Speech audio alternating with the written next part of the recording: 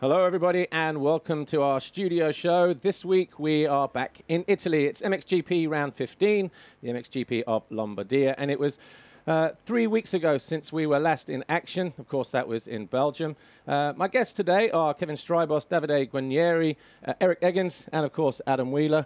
Adam, as I said a moment ago, 3 weeks ago since the last round, it's going to be a hot weekend. In MX2, all eyes are going to be on Pauls Jonas, the new championship leader, to see if he can extend his new championship lead over his rivals. And in MXGP, Romain Febvre, 84 points clear of Gauthier Paulin, who surely has to go on the attack here on Sunday. Pauls Jonas, first Paul, an 18-year-old Latvian, was expecting a top 10 championship finish in his first year in a factory team. So I think we've got 4 Grand Prix left in MX2 that are going to be incredibly exciting. Nobody can really predict who's going to emerge strongest out of those races. In MXGP, Romain Febvre, possibly, if he takes sort of 15, 16 points this weekend, or even just, a similar quantity to Gauthier Paulin, then he could wrap up the championship, his first year in MXGP by the next round in Assen next weekend. So it's if there's a round where we're going to see Romain Febvre under pressure, I think it's going to be this one, and certainly next weekend. Well, there are still 200 points to play for as well, aren't there? So obviously we'll be watching the championship chase, not just in MXGP, but also in MX2. But before we meet Kevin Strijbos, let's see what happened 3 weeks ago in Belgium. Here's some highlights from MX2 Race 2.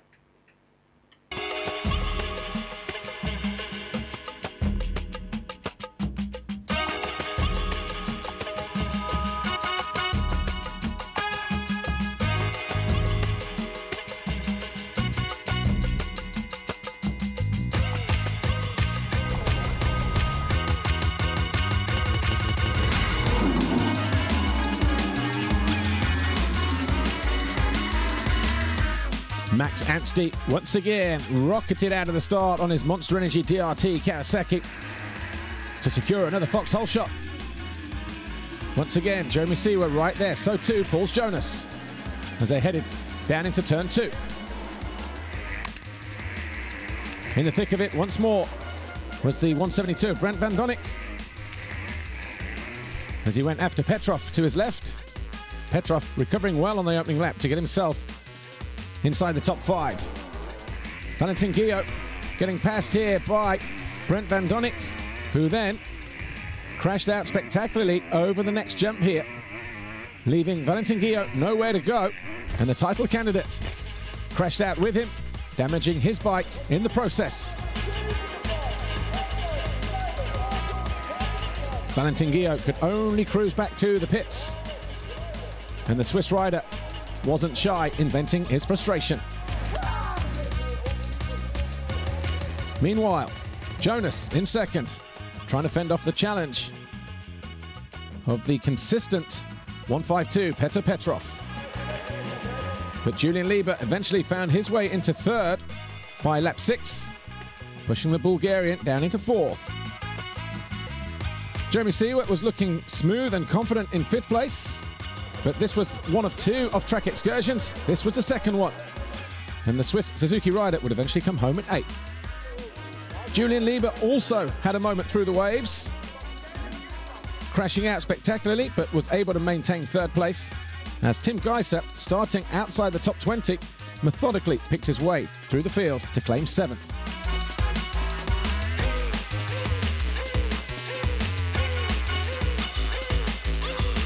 But it was Max Anstey who once more rode to victory, taking a double moto win to pick up his 2nd consecutive Belgian Grand Prix victory. Jonas was 2nd in the race, Julian Lieber was 3rd, and the overall podium was Anstey, Jonas and Petrov, the Bulgarian taking his first ever career podium in MX2. Jonas, though, is the new World Championship leader, and it's he who has the red plate after 14 Grand Prix in MX2. Well, that was 3 weekends ago, and I'm glad to say my first guest has arrived, Rockstar Energy Suzuki World MXGP rider Kevin Strijbos. Kevin, it's been 3 weeks since Belgium. You had a little bit of time off, or has it still been pretty busy for you? No, I had some time off after Lommel because Lommel was quite a kind of tough race, a very hard race. So also mentally I was pretty down after that race because I was hoping for the win or to be on the podium, and it didn't happen at all. So yeah, I took a few weeks off. I did a Belgium race the 15th of August, which was good again, and now we're here in Italy. But it wasn't a bad start to the season, was it, initially? You know, Qatar, Thailand, until we got to Argentina. Talk about the first 2 rounds, first of all. How was it for you? Yeah, it wasn't that bad, you know, because I had an injury on the wrist from the first international race already. So, yeah, that was hard. And I managed to go, you know, the first 2 rounds was to go through, and which was okay. Yeah, and after that, Argentina, I had to skip because of the injury and the operation. So, yeah, not too happy about that. But, I mean, at that point, you know, my riding was still okay, but not good enough to fight for the podium. But obviously you missed Argentina. Here you were running up front. So you had the surgery on the wrist. How complicated was it, or was it quite a basic procedure? It was like infection, you know, and the infection started at the wrist, and then it went bigger and bigger, and it went more up. So, and you know, I tried to rest in between the races. I didn't do any practice and just a race, and then it was kind of hard to hold on the bike, you know, and then. That's when the team and I said, you know, it's better to make the operation, and then eventually it would only take like 10 days. So I thought, you know, okay, you know, it should be fine. And then it started to get like 2 weeks and 2 weeks and a half, and then I started riding again slowly, and then I got the infection on the thumb because the wrist was like so tight, you know, so stiff. So it was pulling on some other parts, so it was a thumb, and yeah, then I had to stop again for a few weeks, and so it was mentally tough. I mean, how was it? You finished 3rd in the world last year, Kev. You won the moto at the Motocross of Nations. I saw you in the USA as well, and you were really happy with your training and stuff. So how was it, you know, after the first couple of Grand Prix when that happened? Were you like, oh, my God, you know, was it, like you say, mentally tough to handle? Yeah, especially it wasn't that tough, you know, because yeah, of course I wanted to be up front, but I was still thinking, you know, about the championship, and it was still like a very long season. And even if I had to skip Argentina, I still know it would be possible, you know, because there's so many races left, so many points left. So if I could only skip one, you know, there would still be a chance to get or to go for the title, you know. But then I tried before Italy, but yeah, that didn't work at all on the Thursday, and yeah, that's where everything was lost, you know. And then mentally it was kind of hard. The problem with the wrist, is that something that you felt happening in the pre-season already? Is there something, could you not have the surgery in the winter at all? No. No, you know, we had a good time in the winter, and then I came back to Europe, and we went to Dunkirk, and I know I didn't crash, you know, I just came in the corner, the handlebar went a little bit sideways, hit the hand, and that was a little bit painful, but I kept on riding, and it was no problem. And in the evening, you know, it was a little bit swollen, but not that much. And then the day after, we wanted to try to ride again, but yeah, I couldn't hold on to the bike anymore. And then yeah, then things were, that was already before the first race in Hoxton Park, and yeah, so we got injection. I think I got 3 or 4 injections, but yeah, it still wasn't going to be any better. So, but then fast forward to Maggiora. You know, wasn't a bad place to come back to, was it? Second moto, tell us about it, because putting a pass on your best mate on the final lap. It was one of your best rides for quite a while, I think, Kevin. Yeah, I think so. You know, it was also because it was, yeah, you know, kind of muddy, pretty slow actually. So because on Saturday, you know, the track was really dry, and I didn't have the speed. You know, I didn't have the speed to fight for first place, and it was very hard on the body too. But yeah, soon when the rain drops, you know, I knew it would be good, and I knew it would be easier. But if it would be that good, you know, I didn't expect that. Obviously, your first race win of the season, your first podium as well, second overall. You hadn't sort of been off the podium, had you? Or you've not been outside the top 5 since then. Obviously, this is the best performance you have had during the season.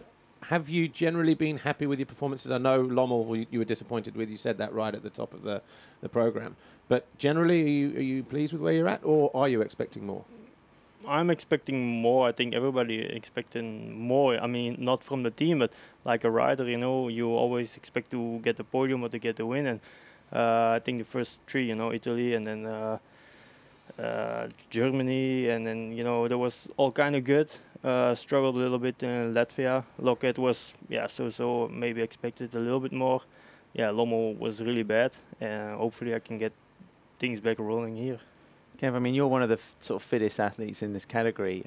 What are the chances of you getting a win kind of soon? Because I know, forgive me for saying it, but I think you're Probably the rider currently out there with the longest gap between wins. The last one was 2007, so it can't stretch to 10 years without another Grand Prix win, can it? No, sure, no, but yeah, it's not so easy, you know. I was many times close. I mean, last year I was close in Czech, and this year in Latvia I was close, especially after the first motos.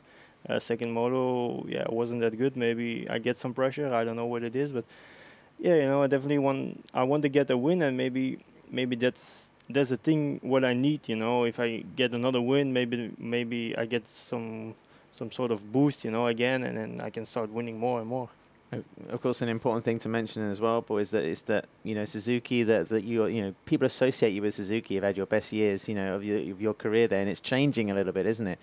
Team ownership changing. You've been working very well with Joel Smets the last couple of years. He's changing his role. 2016 could be a little bit of an adventure, even though you're going to be in the same team, same colors, same motorcycle.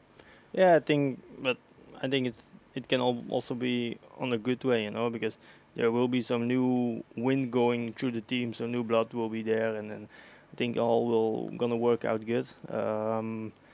Yeah, definitely looking forward already, you know, to take some time off and then to start again for preparation for 2016. How important has Joel Smets been to you at Suzuki? He was important to me because he was every day with me, actually. And when I was training on my bike, on my bicycle, swimming, gym, you know, he was always there. So even if I didn't want to go, he was still there to keep me going. And then I think that's what I needed the most, especially with the injury. And yeah, he will be gone, but I'm sure there will be another good guy who can motivate me.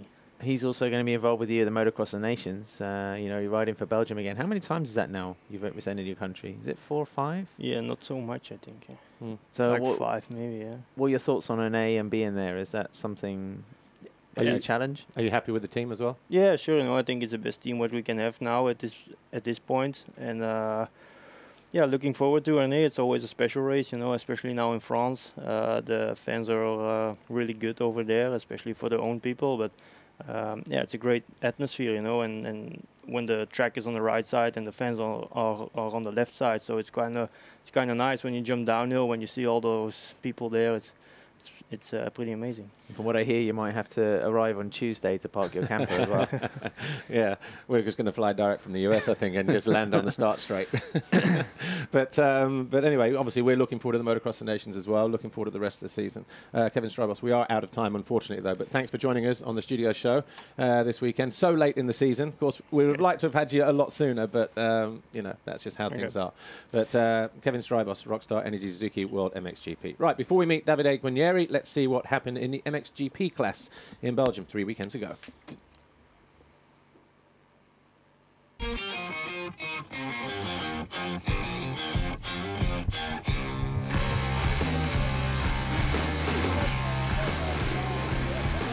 When the gate dropped for race 2, once again it was Romain Febvre who stormed to the foxhole shot. Behind him the 2 Hondas, Paulin. Dean Ferris charged up into second. Bobachev went around the outside. Paulin nicking back a position. Simpson right there in 4th though. Paulin taking the big quad jump on the first lap as Ferris went down to the outside of Sean Simpson, throwing away a golden opportunity. He picked himself up in 9th and got back on the pace, but it was Gauthier Paulin who led towards the end of the first lap. Simpson made this pass on Romain Febvre to get himself into second.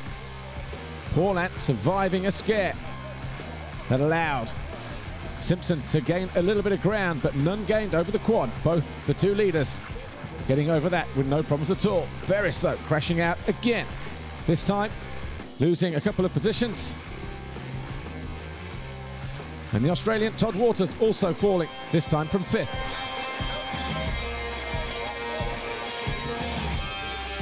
Sean Simpson continued to close down the gap to the race leader, Gauthier Paulin, when it was just a question of where he would make his move. Well, at the halfway point of the race, it was an easy pass in the end for Simpson. Suddenly, Romain Febvre looked interested and went after Paulin, forcing his fellow countryman wide, burst into second position. Paulin had a heavy landing. So too did Tano Leok, he got himself into 5th, but then his bike expired. Harsh, cruel luck for the Estonian. Jeremy Van Hoorbeek wasn't so lucky either, crashing out. He remounted, but was passed by Dean Ferris. Ferris came home in 8th, Van Hoorbeek in 9th, and it all went wrong for Simpson with just over a lap to go. He misjudged the quad jump, picked himself back up, stayed ahead of Gauthier Paulin as Bobashev ran off track in what was a very close call. But a lap later, he also made a mistake. Paulin arrived from nowhere onto the rear wheel of Romain Fevre, and before long he was back in 2nd, but it was Sean Simpson, a double moto winner. Here in Belgium, Paulin 2nd, Romain Fevre was 3rd. The result mirroring the podium here this weekend. But Sean Simpson, a double moto winner for the first time in his career, as Romain Fevre's lead is slashed by a handful of points. But today was all about Sean Simpson living up to his own expectations. Well, that was 3 weeks ago, and Davide Guarneri, TM Factory Racing, joins us now. And Davide, 3 weeks off. Obviously, being in Italy, you've had the weather. Have you had a bit of a summer holiday, or has it been a busy period for you this week, this past few weeks? Hello to everybody. Yes, no, it was busy time. More or less, I training all the time because was riding quite well in the beginning of the season. Was running more or less in the 10 championship, and after I have a big crash in Valkenswaard, have a concussion, and when I coming back in England after 15 days, I have another concussion, and then was start to make a problem, was small and after bigger, and I had to take my time. I took my time, more or less 2 months out. Then I lose a lot of training, more or less, more than training, the feeling on the bike, and I come back in Latvia just with one day riding before, and slowly going up with the feeling again and with the training. And then in this time was hot, was nice weather in Italy, but I had to train. Then I cannot relax too much. Well, as you just said, it's been a pretty tough season for you, but at the beginning of the season, though, take you back to Valkenswaard, things were looking good. You were showing good speed, certainly in the first race. You were always in and around the top 10 places. Were you happy with the way things were going at the early stage of the season, those first 3 or 4 rounds? Yeah, for sure, yes. We had, after the big step with the bike last year, changed completely. This year we can work in the beginning of the season, and everything was looking quite nice. First race in Qatar was not super, but after growing up every race and more or less in the top 10 position, that is our goal for me and TM all the races. And everything was going quite well for sure. We had track with better for me, and some other track maybe more difficult, but what we could see was not big problem to challenge for the top 10, sometime even top 8. Then was okay, but after motocross, you never know what can happen, and was a big crash, and also was bad luck when I coming back straight again, a big crash, more or less like Erlings. Yeah. And So the crash in Valkenswaard in the second race, then, what were the problems there? Was it a concussion there, or was it something else, back or knee, or? No, it was just two big concussion, and after that I had to make really special exam, and also take my time, because with that stuff you never know if everything is really okay or not. And I take my time, I see doctor, and when they say to me I was completely okay to ride, I ride again, because after it's not easy when the doctor said to you, yes, but it's really dangerous if you ride, because it's not like I don't know, a hand or something, arm you can see coming bruise or maybe feeling pain. It's just stuff different. And the crash was quite strange, especially in England, because I was running 9, I was completely almost alone. It was quite a good race because it was just coming back, and after I land completely sideways, I hit the head, and I don't remember till when I wake up, and it was like this. So not even a big crash, but I mean, we see here, obviously the race had to be stopped, but the medics there making sure that you were in the best possible care. But eventually you did sit up, and obviously when we saw that, we thought, okay, at least you're sitting up, everything is fine. But after that, you just touched on it a moment ago. It was a big concussion. You had to have special exams and that kind of thing. How difficult was that period for you as a rider? What other things were you kind of thinking about? You know, has it made you think differently about racing, for instance, at the moment? Nah, no, for racing, not really. But you know, first thing I was thinking like that can be really bad because before I went to the first exam, I didn't know if was something was. Maybe they can say to me also, okay, now he has to stay out for 1 year. Then, and it was really strange to me. I was feeling quite well, you know. Okay, sometimes maybe dizzy, especially after the crash, and something was like not completely normal, but didn't hurt me nothing on the body. Then was quite strange feeling to me, and I just had to take my time. And even the first 15 days, I could no training at all, no cycling, no running, nothing, because the doctor just was see if everything I was reacting normally, like sleeping, eating, not vomiting, stuff like this, you know. That was quite weird because, you know, you're feeling okay and maybe in one moment you feel a bit dizzy and after disappear, you know. But after everything was coming better and okay, start training again and the normal routine you normally do. I always kind of remember you don't seem to have much luck, Davide. I remember here at Mantova, you know, when you were one of the leading riders in MX2, I think you twisted your knee or hurt your knee ligament. So it was like whenever you seem to be getting to a point you're quite high up, then it's like, bam, you know, something else happens. Yeah, competition side, all my career was not with much luck. We can say like this, you know. Many riders also had not bad luck then. But especially to me, also when I coming up, you know, I was really fast and no team interest to me in the beginning, and I was running alone. And after I make 2004 without team, I didn't race. Also, if I make in 2004 and 2003 one pole position, my story was really complex also because I have no contact in the beginning. I live in the mountain. My dad didn't really put me on the bike for arrive somewhere. Just put on the bike because he was riding a bit enduro, a bit motocross, and just for fun, you know. And then everything was like, my career was a bit strange. And when I was really fast, I was looking maybe for challenge for the championship. Everything's happened like always, and maybe not big things, or small things, maybe 2 or 3 of us. But you know what you can say, nothing as a motocross. Some rider are a bit more luck, we can say. Some maybe a bit more, you know, also maybe looking more forward. We never know about this, you know. But keep doing it and try to ride well, be safe, and try to also. Now I'm trying to also to. I really like to develop the bike, test stuff, maybe also speak with Ustream if we can do something also about track and everything. You know, I like to do this stuff because I think motocross have a really big potential, we can say, you know. Yeah. And we already did many good things, but I think we can do much more, you know.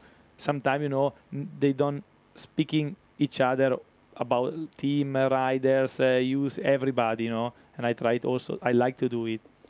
You're not obviously. You're now one of the oldest riders in MXGP. Been around quite a while. In terms of, I think again, you just mentioned it a moment ago, looking at developing the bike and that kind of. I know you've been working on Samuele Bernardini's bike, for instance, in terms of helping to develop the 250 bike. You were telling me this earlier on in the season. This looks like it's a project that seems to be going in the right direction. Are you pleased with what you're doing there and helping out in that respect? Is this something that you see yourself doing more and more and staying with the family at TM? You know, in TM they have really passion inside and they work really well. They also have a very fast 250. Yes, they for sure they don't. The problem right now, they don't have a main sponsor, and with the crisis in Italy, it's not easy, especially for them. But they doing it. The Gastone and Serafini do amazing job. They stay in the factory till 12 hours or more per day, and everybody know we have a strong bikes. But in 250, for one reason or the other, every time everybody didn't really understand that. And they start with the new concept of the bike also this year, with aspiration in front and fuel under the seat. And I tried the bike, and what I can say, you know, every time I try the bike, I say the advice to them for doing what they think is the better direction. But for sure, they have also they have engineer. They do Gastone do everything, many things alone, and they do the right way, because I can say something, but somebody have to make it.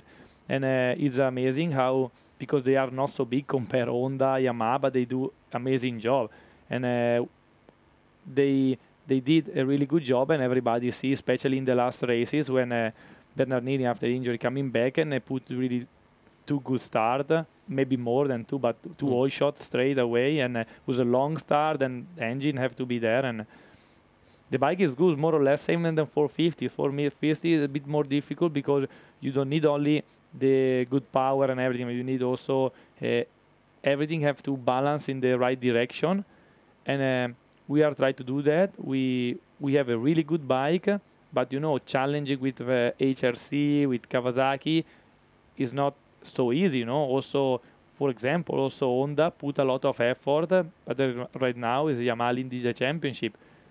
But what I can say, also from my past, you know, so not many people, small factory, but they do really amazing job. And if everything goes okay, I think I will try to continue with them also in this way, you know.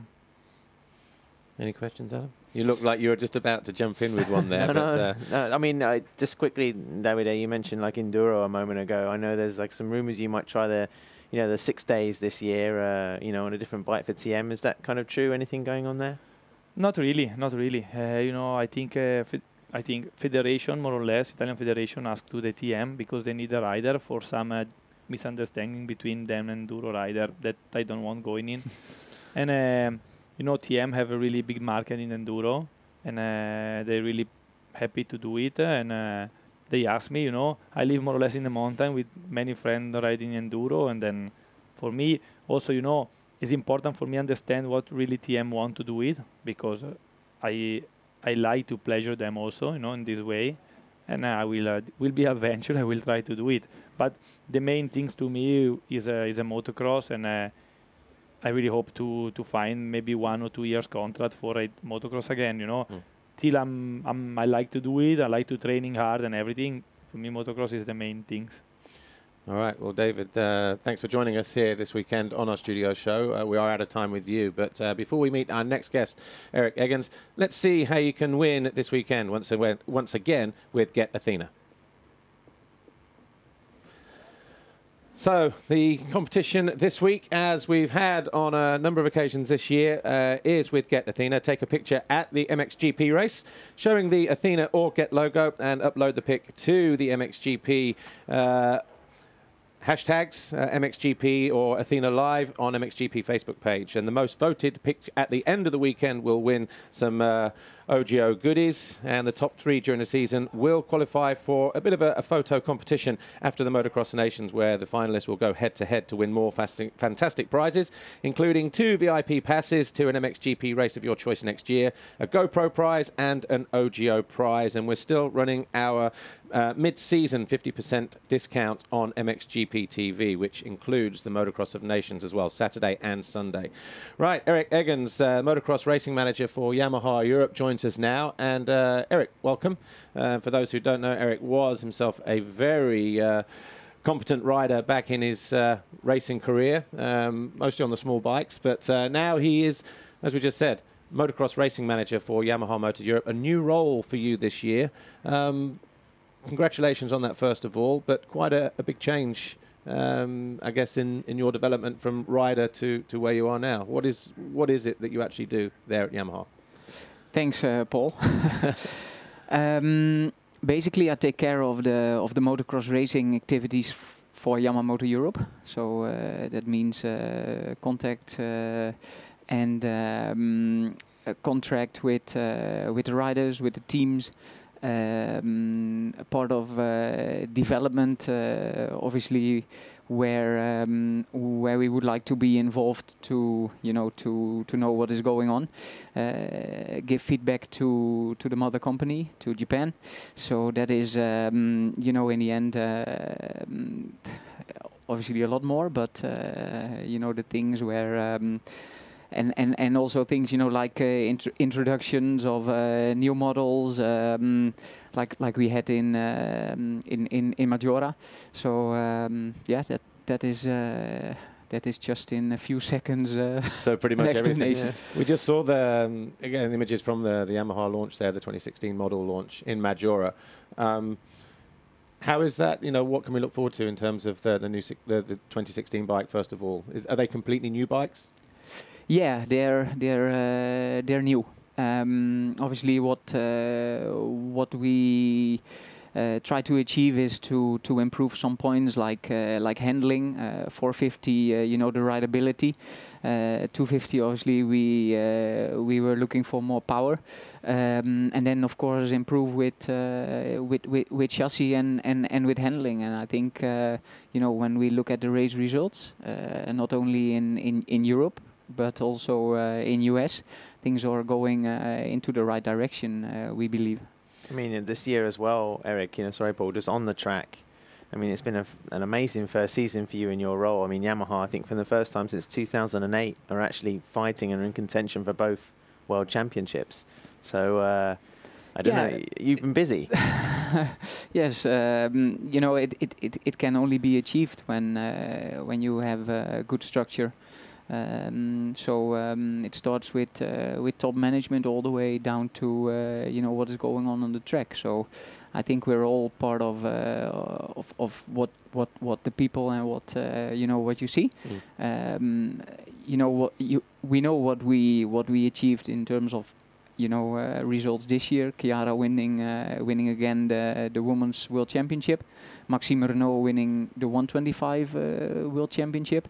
So you know, it's going well, and not only 4-stroke, but definitely also 2-stroke is you know, we're showing that you know, that's positive.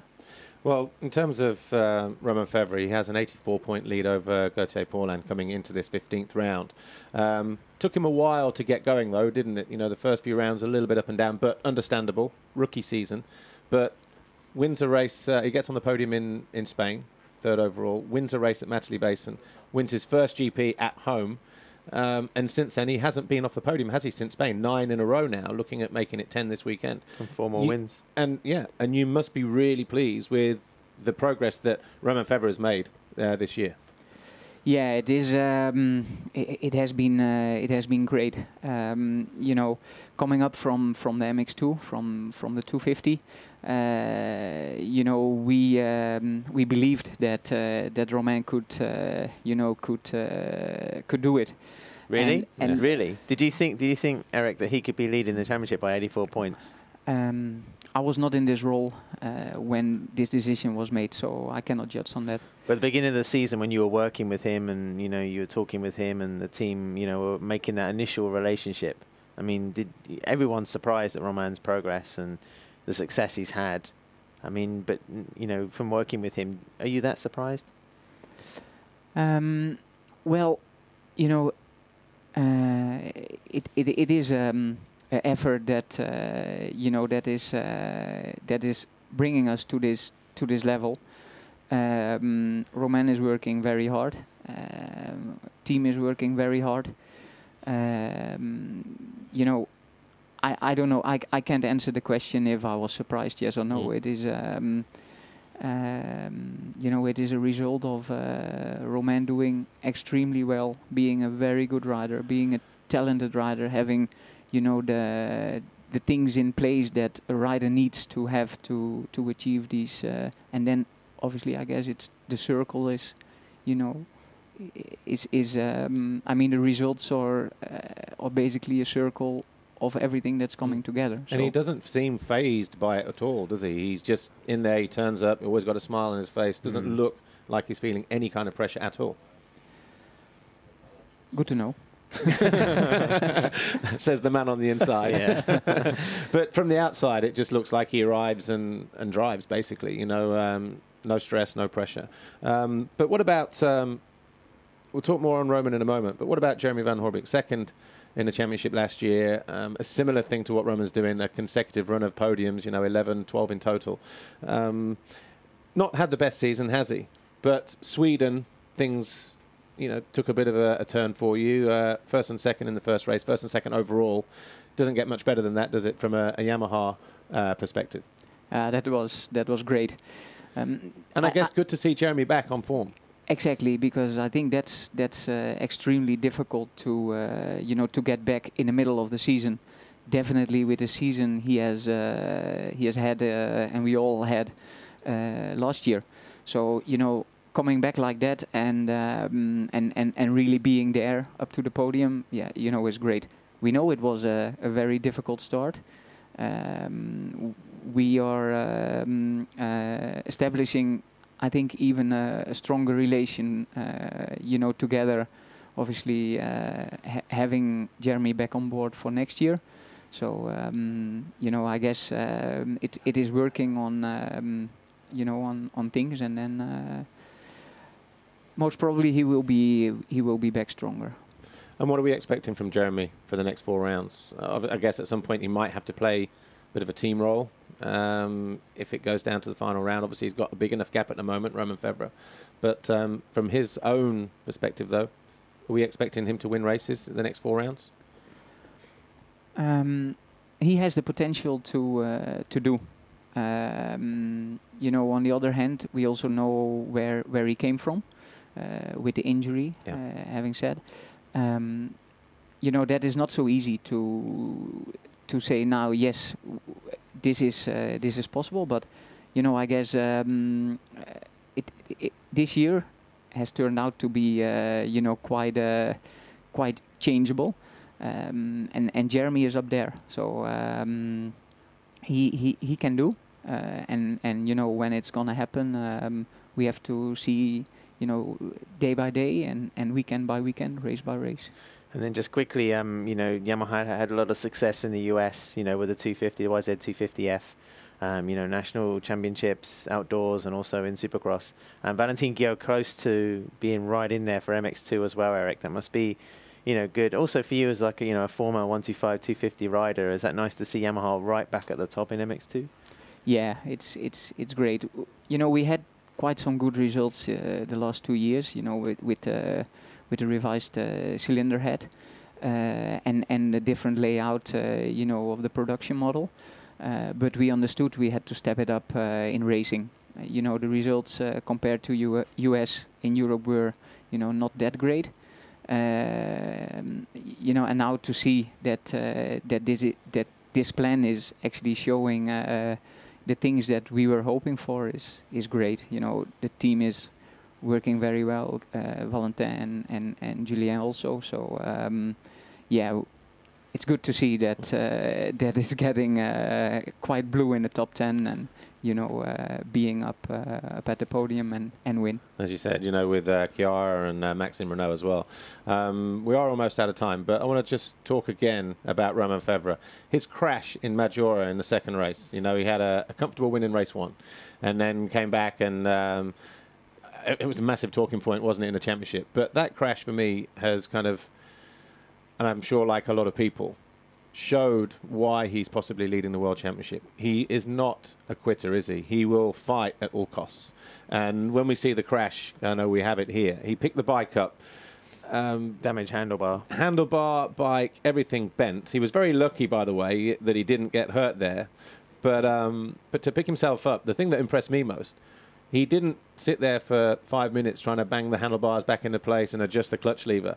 Picked it up. It was still, electric start anyway. And straight away, jumping everything as if there was no problem with the bike. You must have been impressed with that, Eric, as well.